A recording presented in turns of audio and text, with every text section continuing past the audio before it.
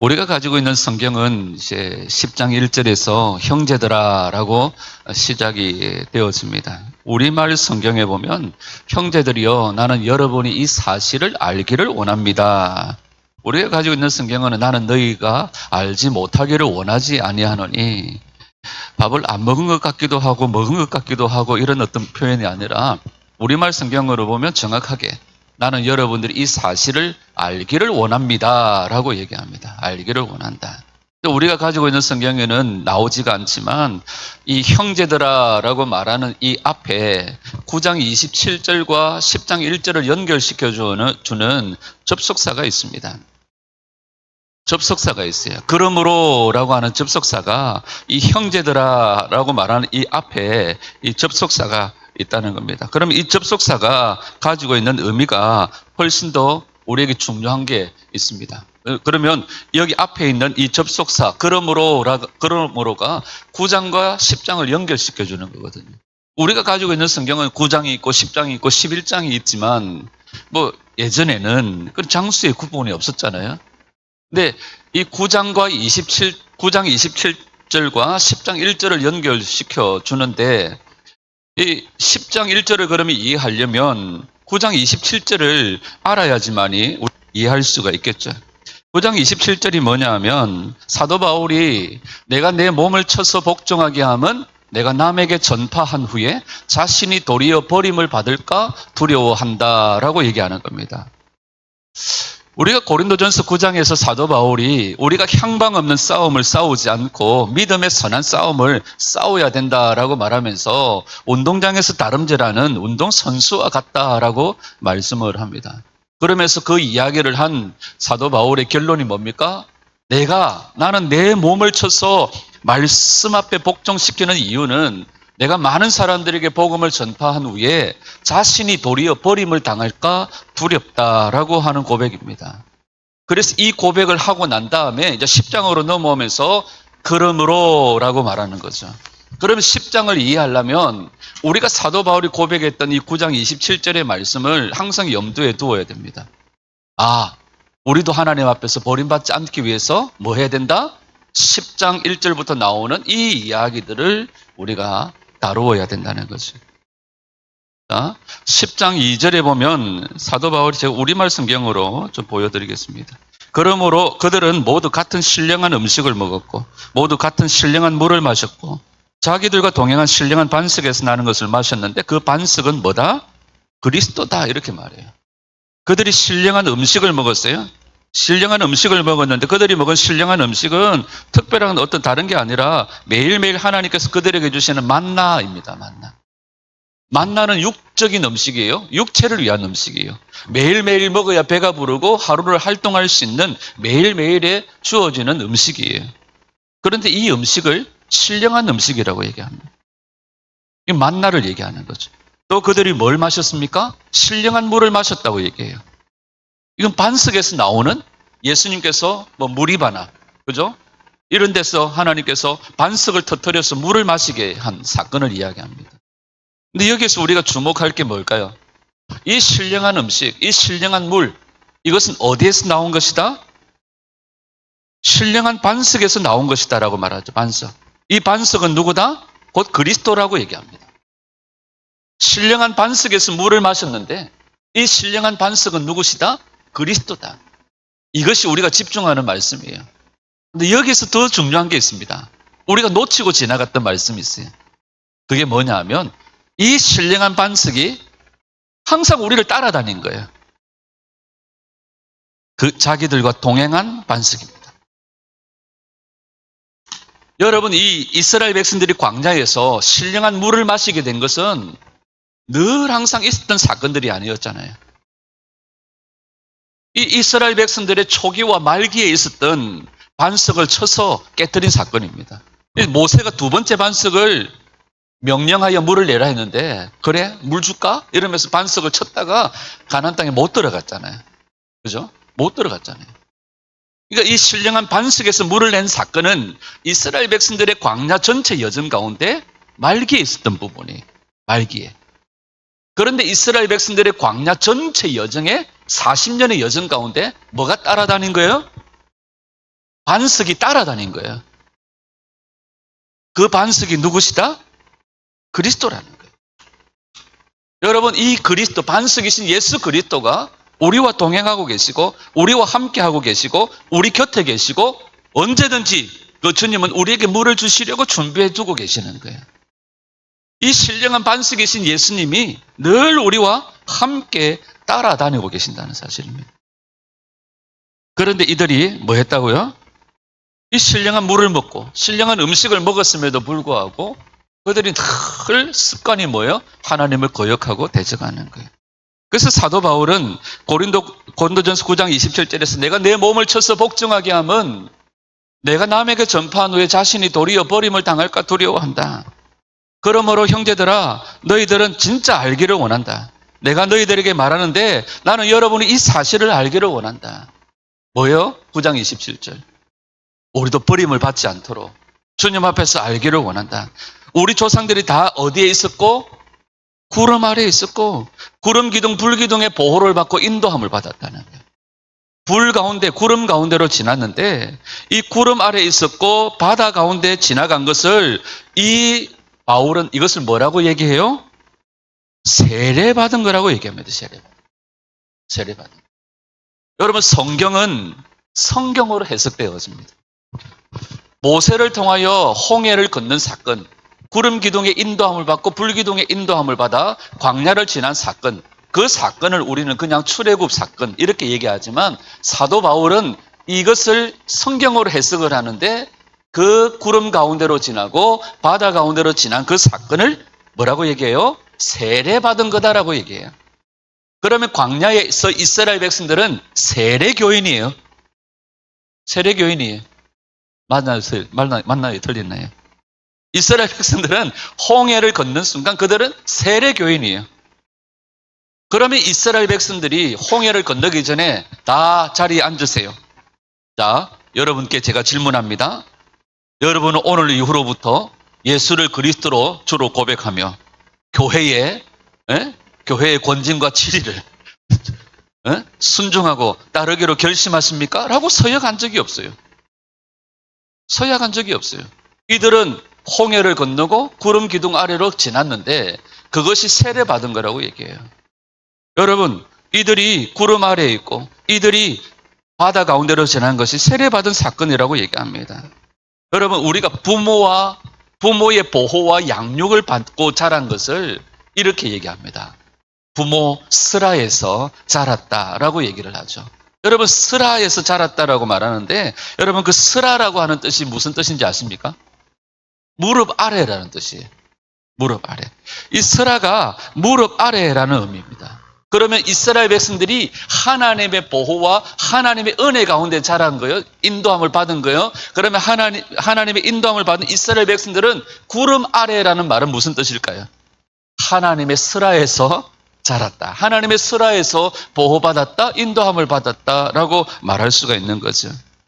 여러분, 우리가 하나님의 슬하에서 하나님의 인도와 보호 아래에서 우리가 살았고 이스라엘 백성들이 홍해를 건널 때에 그들이 입술로 그들이 하나님 앞에서 이렇게 살겠습니다. 저렇게 살겠습니다. 라고 고백하지 않았지만 그들이 구름 가운데로 지나고 하나님의 보호 아래 홍해를 걷는 사건이 세례를 받은 사건이다.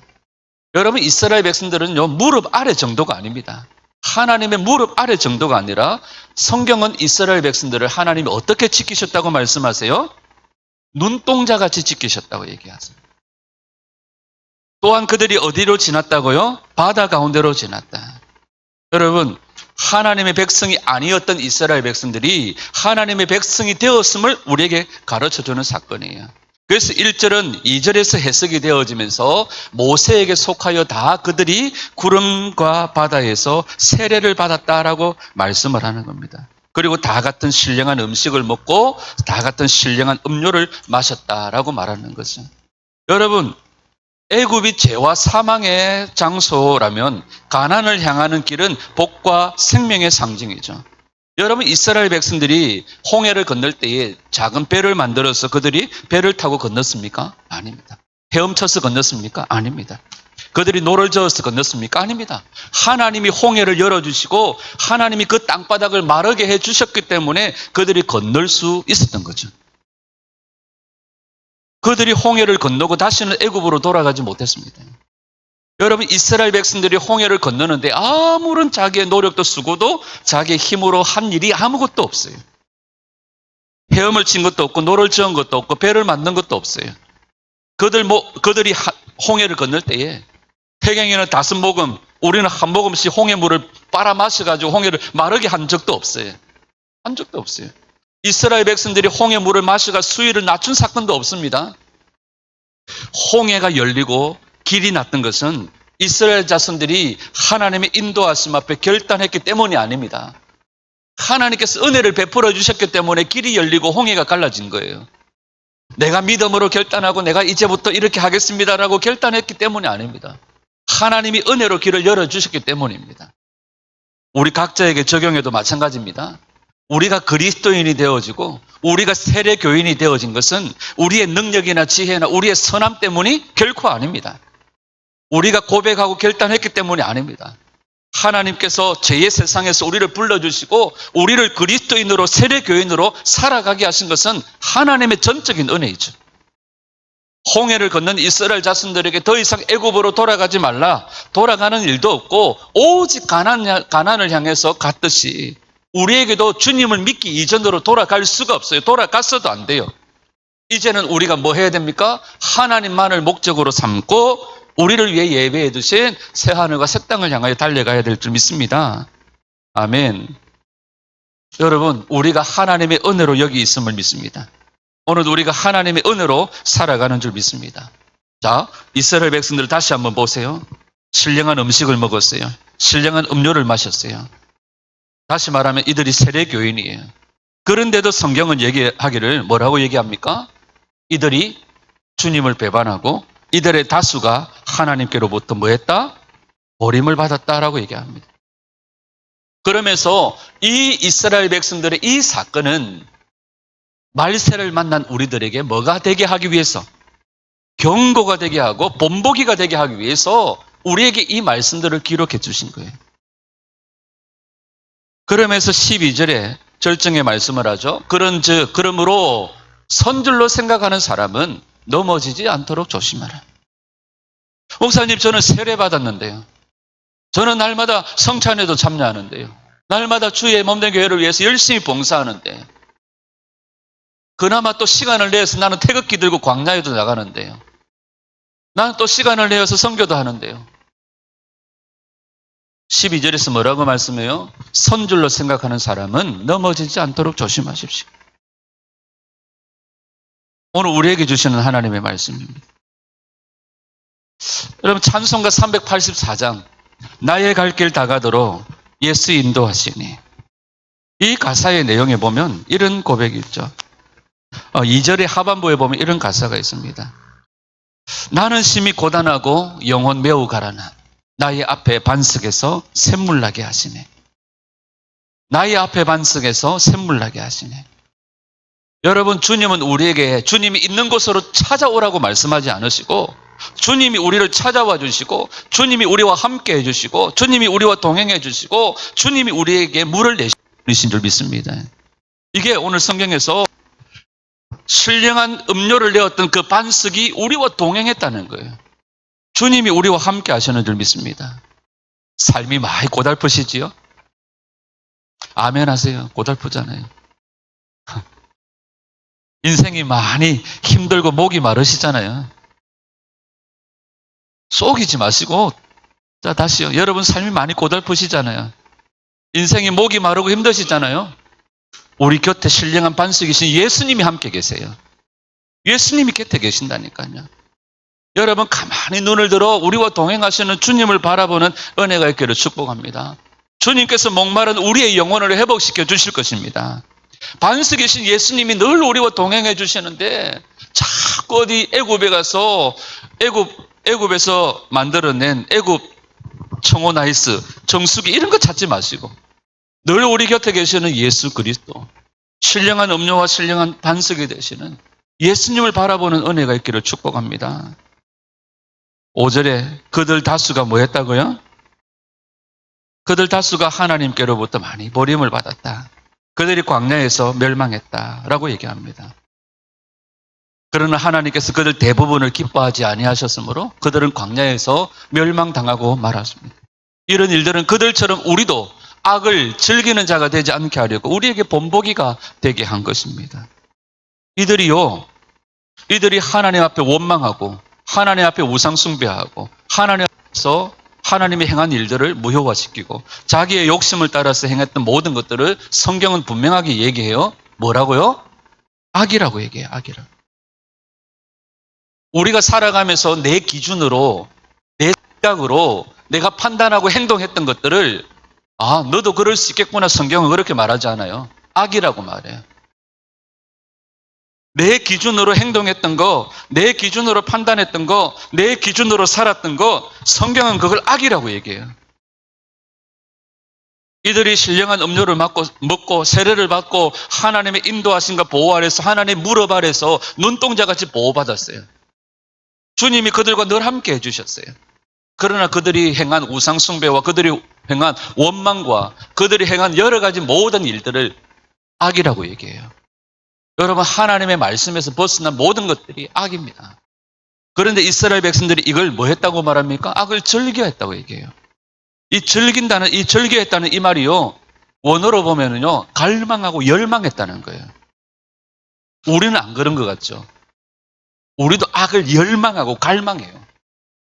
간혹 우리가 그렇게 얘기합니다. 저 마귀 사탄, 나쁜 놈의 새끼 때문에 제가 미혹을 받아서 아닙니다. 그 아들도 억울할 것 같아요. 우리가 잡아당기고 우리가 끌어당기고 우리가 원망하고 우리가 불평하고 우리 속에는 옳은 대로 자기의 어떤 뭡니까? 기준대로 자기 생각대로 해놔놓고 덮어 씌우기는 우리도 악을 즐겨하고 악을 갈망하고 열망하는 자들이에요. 그들이 그래서 이스라엘 백성들이 광야에서 멸망했다는 거예요. 그러면서 우리는 뭐 하자는 거예요? 우리는 그렇게 되지 말자는 거죠. 우리는 그렇게 하지 말자는 거죠. 우리는 그들처럼 우상숭배하지 말고 우리는 그들처럼 탐욕을 행하지 말고 우리는 그들처럼 거짓말하지 말고 우리는 그들처럼 원망하지 말고 우리 안에 있는 모든 악을 제거해 내어버리는 그런 인생들이 되어져야 될 줄 믿습니다. 여러분, 우리가 구원을 받았다는 것은 마침표가 아니에요. 우리가 구원을 받았다는 것은 마침표가 아니라 새로운 시작인 줄 믿습니다. 가나안 땅은요, 약속의 땅이기 때문에 하나님의 약속을 믿는 자들이 들어가는 줄 믿습니다. 오늘 이스라엘 백성들의 이 모습들이 우리에게 뭐가 되어졌어?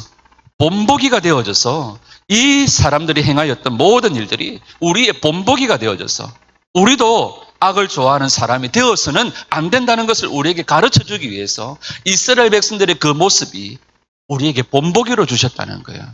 그러면서 사도 바울은 날마다 내가 말씀으로 나 자신을 쳐서 말씀에 복종시키는 것은 내가 그들에게 전한 후에 내가 도리어 버림을 받을까 두렵다 하는 것이죠. 여러분, 본보기가 뭐예요? 자, 예를 들어서 내가 지호에게 뭔가를 교육하고 가르치기 위해서 본보기로 태경이를 때려. 태경이한테 심하게 막 나무라고 심하게 막 얘기하는 거예요. 옆에 있던 지호가 나도 저러면 안 되겠네? 라고 생각하잖아요. 여러분, 본보기라는 말은요, 원래 원어로 티포스라는 단어를 쓰는데 맞아서 생긴 자국이라는 뜻이에요. 맞아서 생긴 자국. 우리가 예를 들어서 주방에서 일을 하다가 가스불에 손가락에 불이 되어가지고 물집이 생겼잖아요. 그 물집이 깔아앉고 나면 거기 흉터가 생겨요. 그러면 시간이 지날 때마다 그걸 볼 때마다 불을 조심하게 되어져. 이게 본보기예요. 여러분, 요한복음 20장에 보면 다른 제자들이 우리가 예수님을 만났다라고 얘기합니다. 그때 그 자리에 없었던 도마가 뭐라고 얘기해요? 내가 그의 손에 못자국을 보며 내가 손가락을 그 못자국에 넣으며 내가 그 손을 옆구리에 넣어보지 않고는 믿지 않겠다라고 말할 때 예수님이 오셔서 27절에 뭐라고 말씀하세요?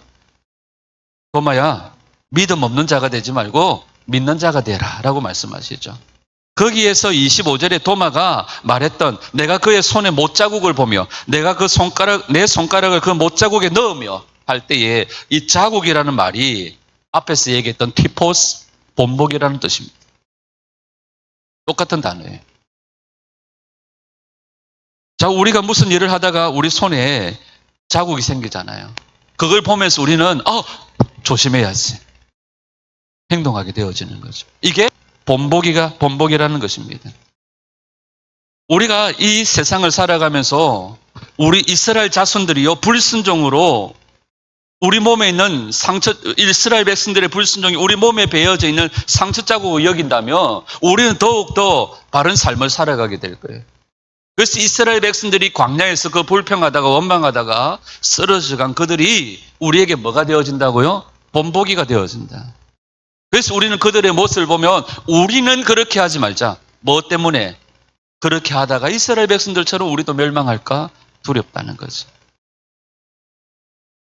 여러분, 우리가 이 세상을 살아가면서 여호수아와 갈렙이 하나님 앞에서 약속의 땅을 향하여 가자라고 말했던 이스라엘 백성들 앞에서의 여호수아와 갈렙이 우리 인생의 진면교사가 되기를 원하고, 평하고 원망하고 불평하여 하나님께 멸망했던 이스라엘 자손들이 우리의 반면교사가 되기를 간절히 소원합니다.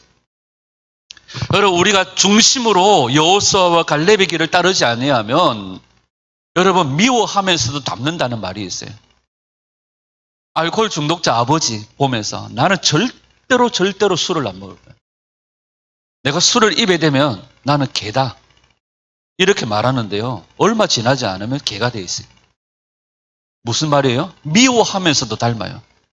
그러니까 내가 목숨을 걸고 몸부림치지 않으면 정말로 목숨을 걸고 이스라엘 백성들 앞에서 아니야, 하나님이 우리와 함께 하시면 그들은 우리의 밥이야 라고 말했던 이스라엘 백성들 앞에서 여호수아와 갈렙을 목숨 걸고 진면교사로 삼지 않으면 미워하면서도 닮는다는 말이 있어요. 언젠가 어떻게 되겠지가 아니에요. 이렇게 되겠지가 아닙니다. 여러분, 이스라엘 백성들의 모습을 보면서 우리 모습 속에서 반면교사로 삼지 않으면, 우리 삶을 비춰주는 거울이 되지 않으면 어느새 우리도 그 길을 가고 있어요. 그래서 사도 바울은 12절에서 얘기하는 겁니다. 그런즉 뭐 하라고요? 너희가 선줄로 생각하거든 넘어질까 조심하라. 선줄로 생각하거든 넘어질까 조심하라. 제가 이 말씀을 우리말 성경으로 바꾸어 놨는데, 우리가 가지고 있는 성경은 그런즉 이렇게 되어 있잖아요. 이 그러므로라는 단어입니다. 그러므로, 이게 중요합니다. 여러분, 고린도 교회 안에는 많은 걸림돌들이 있었어요. 그러나 그것이 모든 우리가 자라감의 과정 속에 있는 겁니다. 여러분, 우리는 하나님 앞에 설 때까지 자라가는 과정인 줄 믿습니다. 자라가는 거예요. 여러분, 이 세상에서 다 자란 사람은 없어요. 근데 교회 안에 많은 사람들 자기는 다 자랐대요. 다 자랐대. 우리는 자라가는 과정인 줄 믿습니다. 다 자란 사람은 아무도 없어요. 오늘날에 이 고린도 교회의 모습들을 보면서 이게 한국 교회의 모습일 수 있습니다. 여러분, 우리가 교회가 되지 못하고, 여러분, 오늘날에 많은 교인들, 많은 교회가, 많은 성도들이, 제가 제일 싫어하는 말이 가난한 성도. 뭐 어렵고 힘든 일들이 있어서 그런 경우들도 있겠지만 스스로 뛰쳐나가가지고 여기저기 기웃거리면서 자신이 마치 하나님인 것처럼 하나님의 행세하고 돌아다니는 그런 성도들. 그러면서 자기들은 뭐라고 생각해요? 다 잘한 것처럼 생각해요. 아닙니다. 우리 속에 하나님보다 더 사랑하는 것, 세상적인 욕망과 세상적인 추구, 하나님의 하나님 되심을 인정하지 않는다면 우리가 바로 가나안 땅에 들어가지 못한 이스라엘 자손이고 고린도 교회일 수 있다는 사실이에요. 우리가 하나님 앞에서 내가 추구하는 내 기준, 내 삶의 기준, 내 생각대로 행동하는 모든 것들이 이스라엘 백성들처럼 하나님 되심을 인정하지 않는 모습일 수 있다는 사실이죠. 자, 이스라엘 백성들이요, 우리가 이 말씀이 좀 동떨어져 있는 말씀 같지만 여러분, 사람이 감당할 수 없는 시험 당한 적이 없다. 하나님께서 피할 길을 마련해 주신다. 그러면 이스라엘 백성들이 만난 모든 일들은 뭐예요? 피할 수 있는 길이었고 피할 수 있는 행동이었잖아요. 그러면 이스라엘 백성들이 광야에서 하나님께 원망하고 우상 숭배하고 자기 멋대로 자기 소견이 옳은 대로 행하였던 모든 것들은, 그들이 만난 모든 것들은 피할 수 있는 길들이었잖아요. 안 피했다는 거잖아요. 안 피했다는 거잖아요. 이게 이들에게 나타난 악입니다. 우리도 피할 수 있고 안 할 수 있고, 우리도 하나님께서 피할 길을 주셨는데 내 욕심이 이끌려서 내가 그것을 붙잡고 추구해서 그 길을 간 거라는 거죠. 여러분, 우리가 끊어버릴 것들을 끊어버려야 됩니다. 사울 왕은요, 제사를 무시하지 않았어요. 예배를 무시한 사람이 아닙니다. 사울 왕은요, 아말렉을 진멸하는 하나님의 말씀을 거부한 적이 없어요. 아말렉을 향하여 전쟁하러 나갔습니다. 아말렉을 향하여 완전히 그 원수들을 쳤습니다. 그러나 완전히 진멸하라는 하나님의 명령을 어기고 좋은 짐승들을 남겨가지고 돌아온 거예요. 그러면 이 사울의 순종은 몇 점짜리 순종이라고 할 수 있습니까? 9점짜리입니다. 제사도 무시한 적이 없어요. 아말렉을 진멸하는 말씀도 거부하지 않았어요. 거의 순종하는 9점짜리 신앙입니다. 이게 그를 망하게 하는 치명적인 일이에요. 제사장만이 드리는 제사를 그가 드려버렸어요. 난 제사를 무시한 적이 없어. 그러면서 자기가 제사를 드려버렸어요. 아말렉을 진멸하라고 했는데 전쟁은 나갔는데 진멸을 하지를 않아요. 좋은 것만 가지고 오면서 합리적인 명분을 들여다 대요. 9점짜리 순종이에요. 그래서 그 나라가 길지 못하고 너 왕위에서 내려올 거라고 통고를 받죠. 더 철저하게 순종하는 사람에게 왕위가 넘어간다는 말씀을 듣습니다. 여러분, 성경은요, 사울 왕에게 물어요. 오늘 우리에게 묻습니다. 여러분들은 하나님의 말씀을 뭐라고 여기며 살아가느냐는 거죠. 여러분, 우리는 하나님의 말씀을 뭐라고 여기며 살아갑니까? 이스라엘 백성들에게, 이 사울에게 하나님 묻는 거예요. 너에게 있어서 하나님의 말씀은 뭐냐는 거죠. 너에게 있어서 하나님 명령은 뭐냐는 거죠.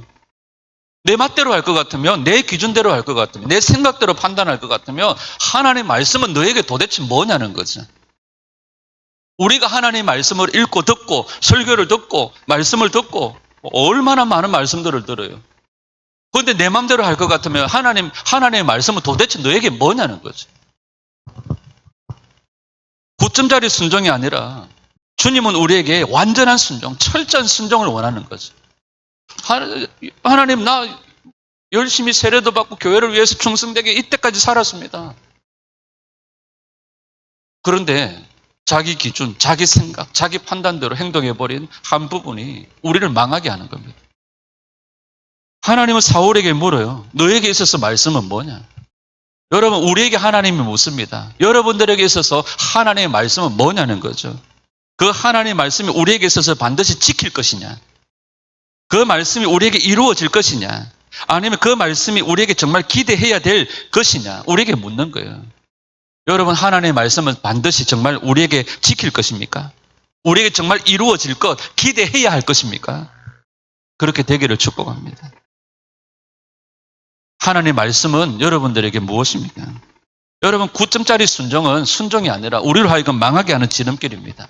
사람들은 다 욕심이 있어요. 신앙에도 욕심이 있습니다. 이것저것 다 갖고 싶은 욕심들이 있어요. 욕심이 죄를 낳고 죄가 뭘 낳아요? 사망을 낳습니다. 여러분, 그냥 담백하게 믿으시기를 축복해요. 오직 예수. 말씀대로 단순해 보이지만 이게 힘이고 이게 능력이고 이게 생명인 줄 믿습니다. 이게 유용한 지름길입니다. 여러분, 사람 주목하면 죽습니다. 사람 주목하면 죽어요. 지속적으로 우리가 이것들을 지워 나가야 됩니다. 그게 10점짜리 믿음이에요. 우리가 의지하는 것 지워 나가야 돼요. 우리가 붙잡고 있는 내 기준 지워 나가야 돼요. 돈이든지 명예든지 권력이든지 지워 나가야 돼요. 철저하게 나와 동행하시는 신령한 반석이신 예수님만을 의지하는 우리가 되어야 될 줄 믿습니다. 그게 10점짜리 복음입니다. 내가 생각하는 기준 지워 나가야 돼요. 오직 예수, 오직 말씀이면 됩니다. 여러분 교회와 성도가 여러분 양궁에 보면 가장 한복판에 골드라고 그러죠. 10점짜리 중에서도 가장 그 한복판에 카메라가 박혀 있는 그 골드. 그 10점짜리 골드에 명종시키는 10점짜리 복음, 10점짜리 신앙, 10점짜리 성도 될 수 있기를 축복합니다. 그러기 위해서는 우리가 기대하는 거 지워나가야 돼요. 우리 안에 있는 9점짜리 순종이 우리로 하여금 망하게 하는 겁니다. 나 옛날에, 나 예전에, 나 지금 이렇게. 아니요. 지금 우리가 뭘 하는지가 중요하지 않아요. 정말 나는 10점짜리 복음, 단순해 보이지만 담백한 하나님의 말씀, 오직 예수 그리스도 그분만을 의지하고 붙들고 우리가 살아가고 있는 거예요. 여러분 단순한 믿음이 최고의 믿음입니다. 여러분 10점짜리 믿음의 성도들이 되시기를 축복해요. 마태복음 7장 21절 주님은 우리에게 말씀하십니다. 나더러 주여 주여 하는 자마다 다 천국에 들어갈 것이 아니요 다만 하늘에 계신 내 아버지의 뜻대로 행하는 자라야 들어가리라. 여러분 우리 기준 지워나가야 돼요. 사람 의지하는 거 지워나가야 돼요. 돈 의지하는 거 지워나가야 돼요. 인생 의지하는 거 지워나가야 돼요. 오직 예수만 남아야 되는 줄 믿습니다. 우리가 내가 이랬어요 저랬어요 그랬어요 요랬어요 아무 소용없습니다. 여기저기 돌아다니면서 온 교회 들쑤시고 아니에요. 우리가 온 동네 돌아다니면서 여러분 우리가 예수 이름으로 뭘 한다고 해도 하나님 앞에서 아무것도 기억되지 않습니다. 오늘 우리가 반드시 내게 질문해야 됩니다. 나는 말씀을 뭐라고 여기느냐? 반드시 이루어질 것. 내가 반드시 기대하는 것. 반드시 내 안에서 그것이 이루어지고 또 기대해야 되는 것, 지켜야 되는 것으로 여기며 오직 예수 말씀대로 오늘도 우리가 힘있게 살아서 우리가 하나님 나라에 다 들어가는 그런 저와 여러분들의 삶이 될 수 있기를 예수님의 이름으로 축원합니다. 기도